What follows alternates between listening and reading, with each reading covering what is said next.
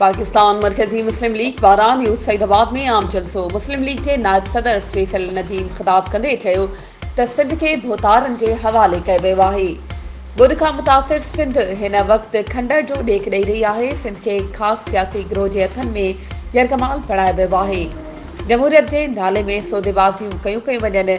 उन मौक़े ते सिंध जे सदर अकील अहमद लगारी, जनरल सेक्रेटरी मोहम्मद अकरम आदिल, सूबाई इतलात सेक्रेटरी इंजीनियर नोमान अली, तर्जुमान सलीम इलियास, यूथ विंग जे अब्दुल हादी, मोहम्मद खालिद सैफ, मोहम्मद शफी, कमरुद्दीन बलोच, मोहम्मद असगर आराई ऐं ॿियनि ख़िताब कंदे चयो त हुननि न्यूज़ सईदाबाद में जदीद अस्पताल क़ाइमु करण जो ऐलान कयो।